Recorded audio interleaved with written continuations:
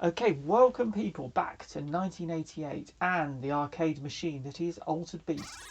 Now, we're going to start off with what I think is a fantastic demo screen. A demo screen, not the gameplay. Well, the demo screens were so important to arcade machines, and I think it's worth going over them. If we're going to look at these arcade games and the coin-ops, then we need to remember that in the arcade, the demo screen was a huge part of the experience for two reasons. One, it was important for the game because this was the advert for the game. You're in a room and you threw the haze of smoke, because these were the days when people could smoke indoors. Not me, I was only 11 at the time when this arcade machine was released. I'm sure plenty of you at that age were smoking, but not I. I was a goody goody two shoes, and both my parents smoked, so that put me off it for life. Anyway, because you go into an arcade and you'd be spoilt for choice for what video games to play. It wasn't like today when there was like 6 different, maybe if you're lucky to have 6 video games, the rest were just fruit machines and gambling machines. Back then, you maybe had about, if you had pound's worth of 10p pieces in your pocket and 20 or so arcade machines to choose from, that was a big decision for you. And so for the machines, these demo screens would be in the arcade, they'd be playing, and these would be the adverts. These would be the arcade machine saying, come here, look what you'll be spending your money on, look how fantastic your experience will be if you put your coin in my slot. Fnaf, chuckle chuckle. Anyway, but also, like I said, if you went into an arcade and you didn't have a huge amount of money, then you go in there with your mates or on your own, and you'd spend, I'd say, a good 2/3 of your time in an arcade would be going around and you'd be watching these screens. Not just because if you had, say, an hour in an arcade, you might only have enough coins for 20 minutes of play. If you were lucky, that gives you a good 40 minutes of just like lurking. And some of your time would be spent watching other players, and a lot of the time would be spent looking at these visuals. Why? Because you would never have seen anything like this before. Later on, you might be lucky enough to own a Neo Geo, but even if you owned one of the top consoles or home computers of the day, you would have nothing that was as good as this. Absolutely nothing. This was days before gaming PCs.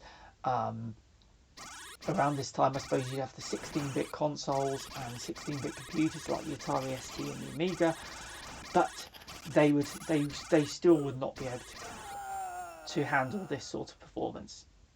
In these days, you could not own the elite quality of games. You could only rent them for a few pence at a time, and the rest of the time you'd be dreaming of getting that arcade conversion. And well, I mean, that's a whole other video talking about the disappointment that I suppose game players actually won't have. The younger generation won't have these days. Game players today will not have that, of going out and buying the coin-op conversion, which was a video game genre in itself for the home console and computer market.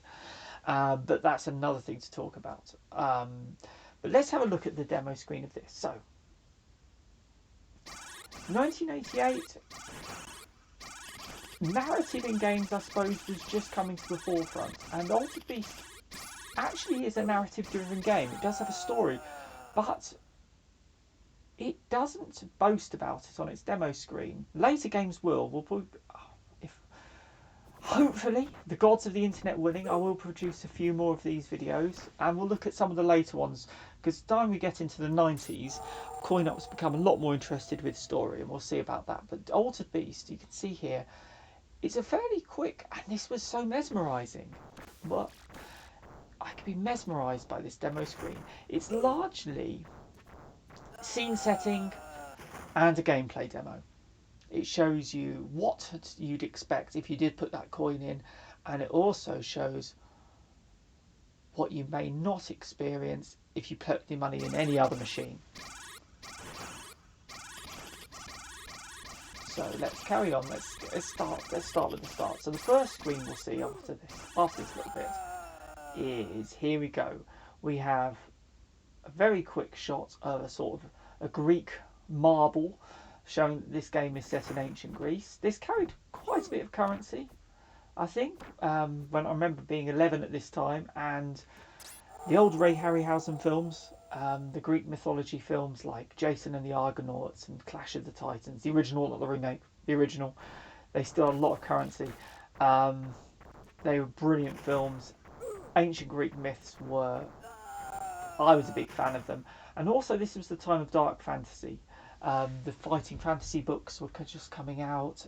You had a lot of fantasy in the movies. I think Conan was synonymous with Schwarzenegger, who was really coming into his own at this time.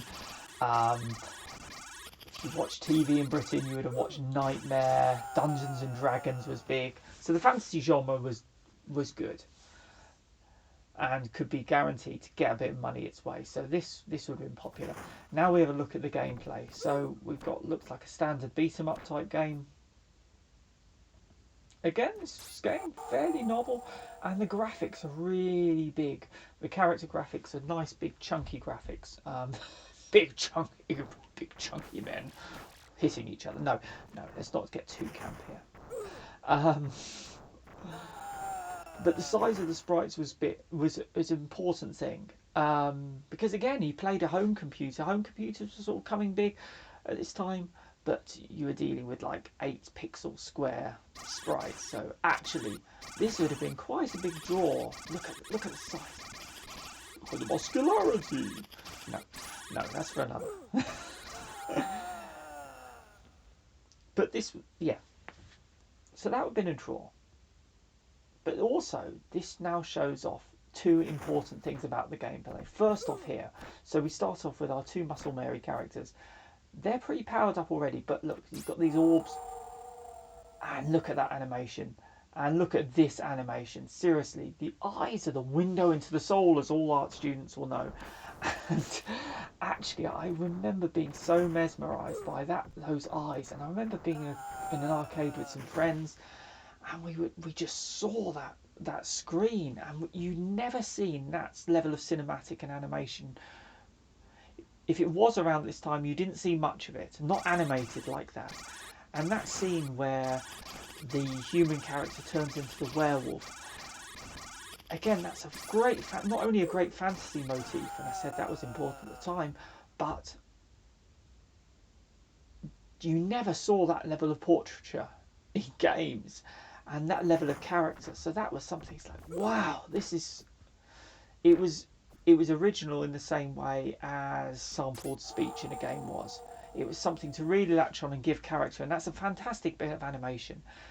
And it shows the unique selling point of this game, which we actually have not seen this mechanic used really since.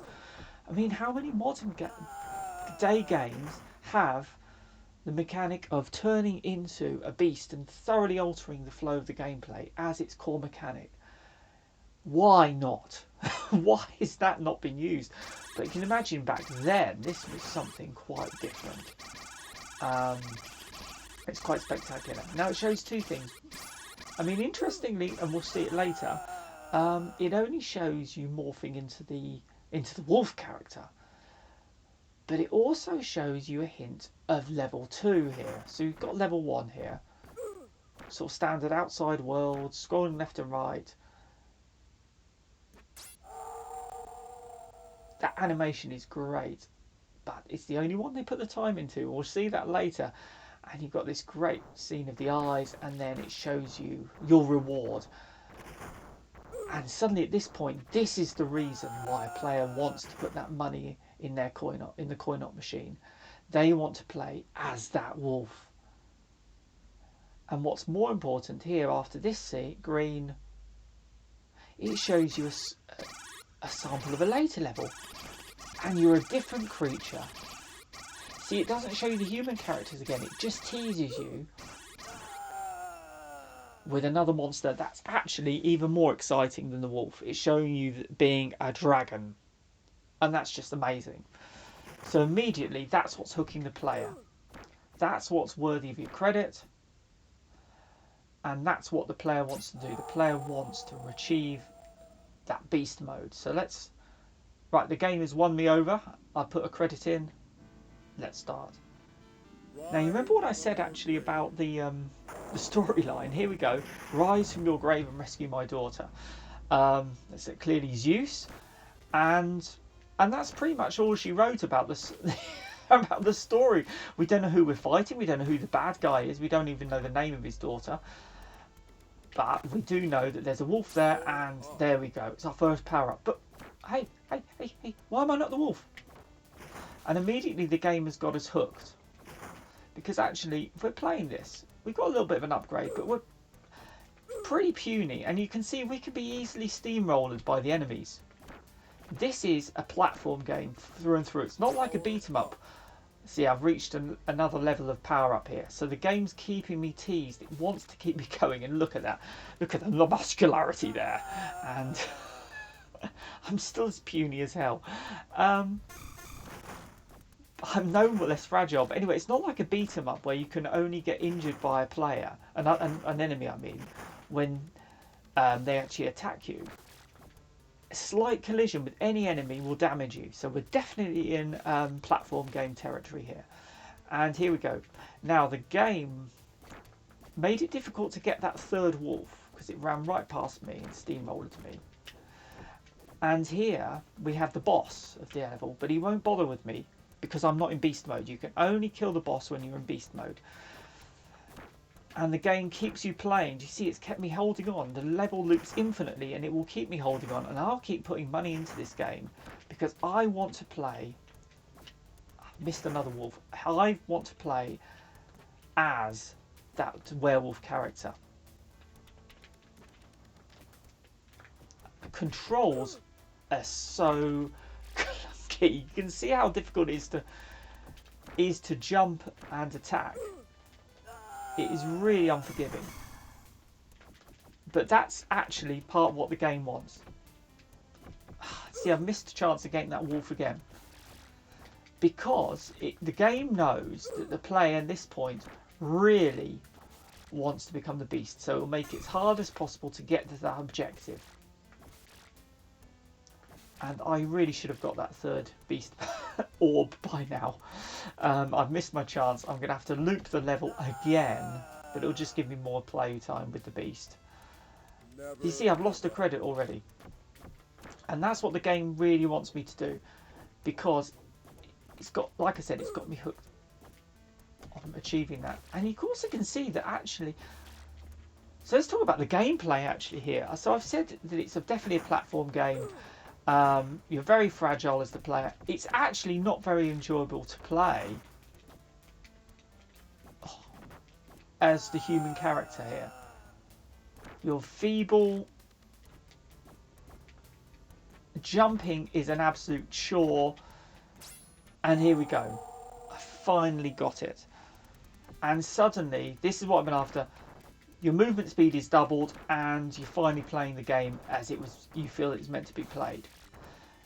Now the beast modes are very cleverly designed actually. The human mode was cleverly designed as a tool of frustration for the player to keep playing and to keep getting defeated. But the beast mode is designed perfectly around the level. See, all the enemies are coming at you from horizontal direction, and so the beast mode, brilliant, simple, fun attacks on the horizontal plane. And finally, you're making mincemeat of the enemies. And when we come to the boss, we'll also see that the beast mode has been designed specifically to tackle the boss. Or perhaps the boss has been designed specifically around the beast mode's powers. And we'll see that in some of the later examples of the beast's modes. But this is why we've been playing. And now the payoff is here. The players enjoying themselves, hopefully. They probably they've certainly never played a beat-em-up like this. Funny enough, it bears a little more resemblance to a shoot-em-up even than a platform game. And let's get rid of that last flying thing. Here we go. Look, so he's allowing me to fight him, and as you can see, he's not turning up into your standard beat-em-up boss. Your standard beat-em-up bosses are just like juiced-up humanoid characters, usually, aren't they? But these are like shoot 'em up bosses. They're large, monolithic things. I'm not playing particularly well here. With weak spots. And they have a weakness to your attacks. And here we go, that's the weakness to the attack. You just sweep. I should be sweeping backwards and forwards. And there we go, I've got him. Whew. That was quite a bit of fun. I mean, it's clunky as hell. And here, though, you've just got used to playing as that beast. And look, you're back to skinny, runty human. He sucks your balls out. Oh, there's a bit more of the story. So he's obviously the villain. Still don't know who he is, what his name is. I don't know. He's a big baldy bugger. And he sucks your balls. And here we go. Now then. I've just had all my power-ups taken away. I'm back at the worst part of the game, which is playing as the human. But do you remember this level? I certainly do, because I spent about 10 minutes watching the demo screen in the arcade. And I know. And now the game here actually has got to keep me interested. It's got to keep me putting coins in. Because I could give up now and it doesn't want me to go away. So it's tempting me though with the knowledge that there is another beast mode. Because if I was playing this and I just thought, well, I'm just going to be the wolf again. You know what? If I died now, I might not put more money in. I might not put more money in. But I have put more. Ow! See? Dead again. See what I mean about it frustrating you? This is so frustrating. I would say gameplay-wise, those things are straight out of Golden Axe. I have to say, this game does have the advantage of the fantasy setting to really, though, make it an interesting experience. It may be as frustrating as hell, playing as this character who slow, clunky, in a level that feels like you should be zipping around, which you are in beast mode. It's crippled you. Never give up. Indeed. And you can see the dragon animation isn't animated. And I'm stuck there with a big blue blob on my head. But here we go. You see, I'm now on the shoot 'em up style level. Enemies coming in from all directions, flying enemies, vertical attacks, and I'm in a position to avoid them and to dodge them. Suddenly, I'm able to make mincemeat out of all those enemies that are frustrating me as the human character. See how it's that constant crippling and risk-reward temptation to keep on playing to get that reward of a better power-up character. It's got to collect them all in terms of all the monsters. Anyway, design-wise, the fantasy setting has got it over in the 90s trends for urban beat-em-ups, where everything was in a grimy city. But there's only so many sewers and city streets and back alleys you can design. You see here we've gone from sort of these standard sort of green sort of ruins to a swamp. And it can really differentiate, and that's what this game's got. It's differentiated with the monsters to keep you progressing, and it's differentiating with the levels just to keep you going through the game, just to see what it's got to give you next. And certainly with the monsters, because now I'm thinking, well, if I'm a dragon in this, what am I going to be in the next level? You see with this boss though, it's definitely a shoot 'em up enemy. Look, it's got weak spots, it's got bullet hell. And you're even moving like a shoot 'em up spaceship. You've got vertical. In terms of the mincemeat, there you go. There's not really a huge amount of challenge sometimes in this if you're in the sweet spot. And here we go. I'm about to get my balls sucked again. Back to normal, but the player knows now. I'm going to be something else, another different monster in the next level, and that's keeping me going. The story, I mean, there's obviously a story going on here, but it's, again, the story's not interesting me at all. And this is where the game also starts getting frustrating here. Do you see, if you're in beast mode, you probably go to plough through these steamroller enemies. They are so frustrating. I'm not sure if I'm going to play this one through to the end. In terms of let's get into the summing up. Let's sum this one up, because I think how long? 20 minutes I've been going on for now. Does this game stand up here in 2020?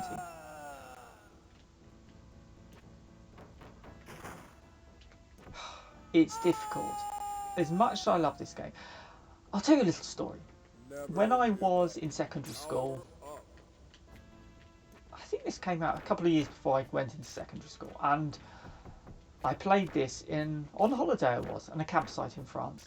It was one of about 3 video games there, and we loved it. And I must have put quite a few francs into the machine. It's the great thing about playing video games in coin ops abroad at the day. You won't know this now, I suppose. Well, I suppose there's still arcades abroad, but you'd always, at the end of the holiday, you'd have to use up your coins.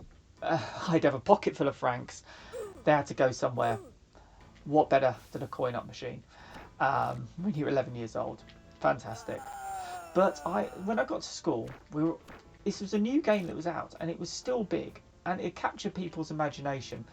And I had a friend I never got further than level 4 in the arcades, and there you become a tiger. That has a vertical attack, and I'm really playing badly here. And I asked my friend, I said, how far did you get? And he said, well, I got to level 5. I said, wow, what beast do you get there? I want to know what beast this is. He says, it's the last level 5. I said, yeah, but what do you turn into? And he said, well, it's the wolf again. I thought, hold on, it's the wolf again?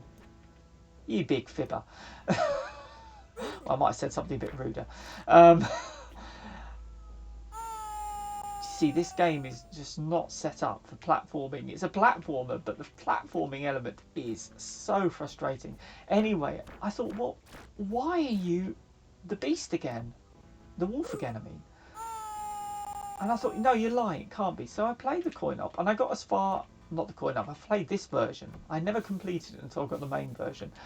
And I played all the way to level 5, and he was right. You are the wolf again. And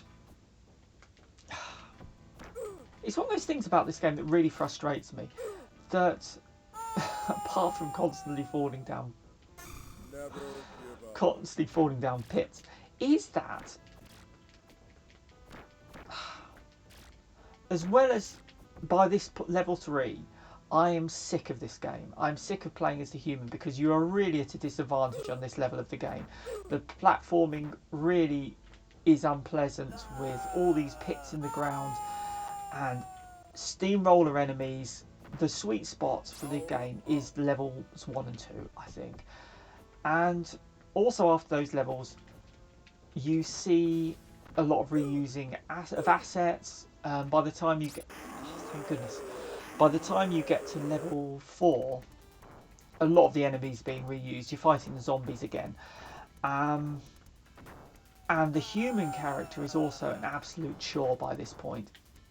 I certainly feel, and I felt this when I got the coin-op conversion on my Atari ST, and definitely by this level, it felt like an absolute chore to play through the game. That sounds really bad, but the novelty is definitely worn off, and I think I really do feel that the game, it becomes, I mean, look at that. I mean, it's so, even in the beast mode, you really got to get your timing down right, and the frustration. Yeah, the frustration actually overcomes all sense of novelty by this point. Welcome to your doom. The design, there's some nice, clever designs. But I think by this point in the game, it's just wanting you to put money in. It's not even trying to really entertain you. And then you get to later levels that are asset flips. You get the zombies again, just a slightly different colour. We've also already faced that sort of horned demon type chap.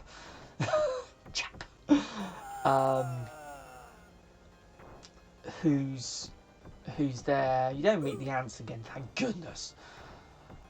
But the little swishy-tailed things that we later see in Golden Axe, they're a staple. And yeah, the novelty is worn off, and I think it's that point where the novelty is no longer enough to get you over the frustration of having to fight through 3 more power-ups as the human character.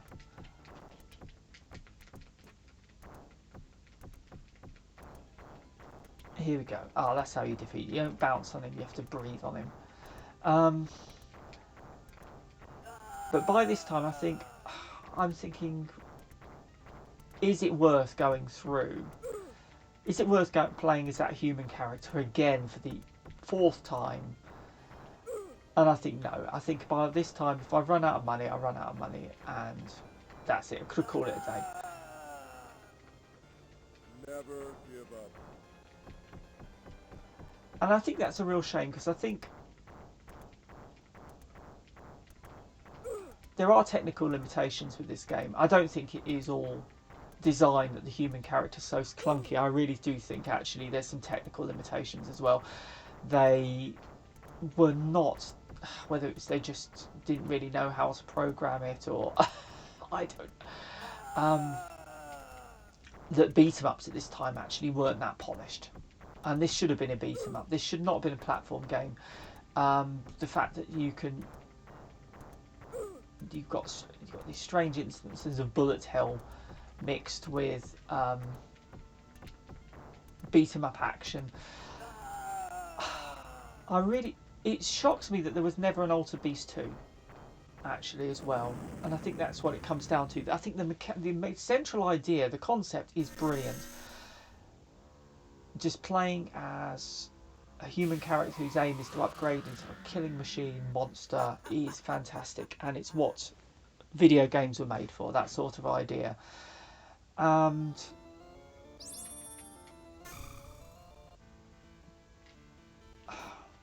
I think if this game had see, we're back here, we've got the zombies again. So, yeah, been there, seen it, done it. See, even at this point, they make it harder and harder to get the wolf.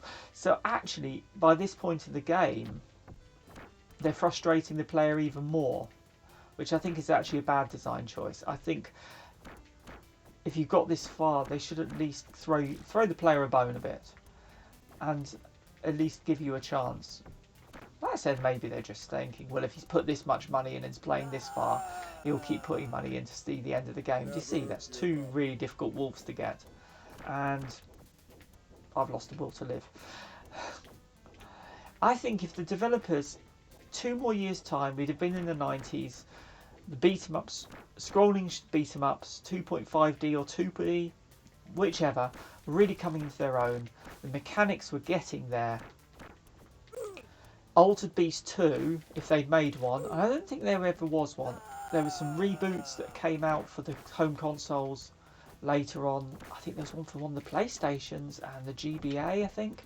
But there was never an Altered Beast 2 in the arcades, as far as I'm aware. And I really think there should have been, because another 2 years refining. I'll have to see when Golden Axe came out, but if this had been done with one of the engines, like similar to Final Fight or something like that, or Aliens vs Predator, we could have had something so special. And yeah, I think that's it. Would I recommend this as a nostalgia trip? I think Altered Beast is one of those games that, even though it didn't get a sequel, a lot of people remember it, and it's a staple on the old Sega Mega Drive Master System collections that you get, and the little anthology collections that still come out for consoles today. It's one of theirs. It's in there with Golden Axe, and it's one that people definitely do remember. I suppose like Comic Zone never got a remake and things, but that wasn't a coin-op. But I think it's one that people do remember, and if someone remembers it, I think play it. but don't be surprised if you lose interest past level 2. That's all I can say. If you have never played it, you might be in that position where you think, you know what, I have no idea what the fuss was about. Why do people rave about Altered Beast? And I think there's a lot of us who used to play it and used to love it, and we remember that demo screen with those rotating eyes and the novelty of this. That was it really was. It's like no game that was out then, and in very many ways it's like no game that's ever been released since, which really says something, and I think that makes it worth playing. That this is one of those really original platform beat 'em up style games. And it's kind of sad that what with by this point it's reusing assets, and it feels very samey on this one to the first level. You see the planes in this one got the 2 levels of horizontal movement, almost exactly like the first one, except you can't knock down the platforms anymore.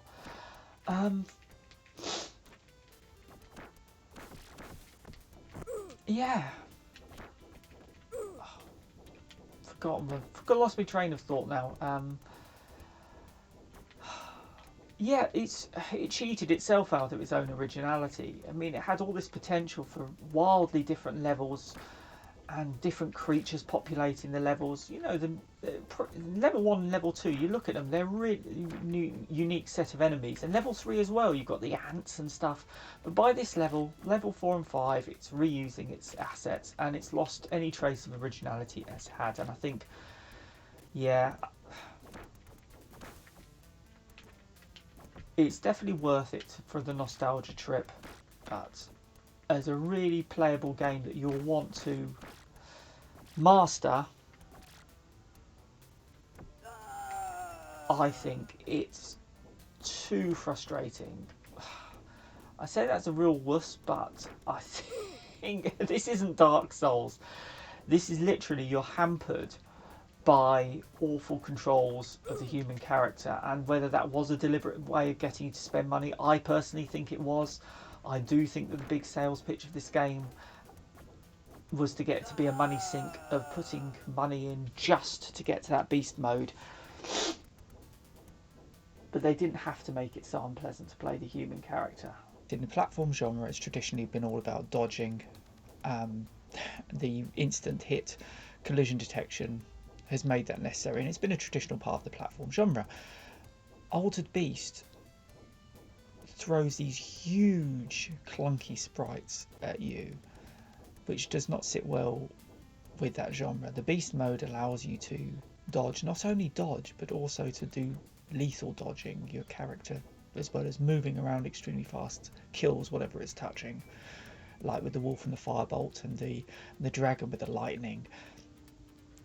The human character has none of this. It just accentuates your vulnerability, and in a game, in the platform genre, which is all about dodging the enemies, it gives you absolutely no real mechanics to do this, which just adds to the frustration. Yeah, it's an odd one. As an example of gameplay, it's wanting. As an example of game design, it's absolutely fantastic, and I love it, and I will never stop loving Altered Beast as a game. And I think ripe for a remake. You know, we've got the fantasy genre's coming back now. We've got God of War, we've got the Assassin's Creed Odyssey and Valhalla. You know, why not do a game like that, but where you turn into a beast? Okay, see you later, guys.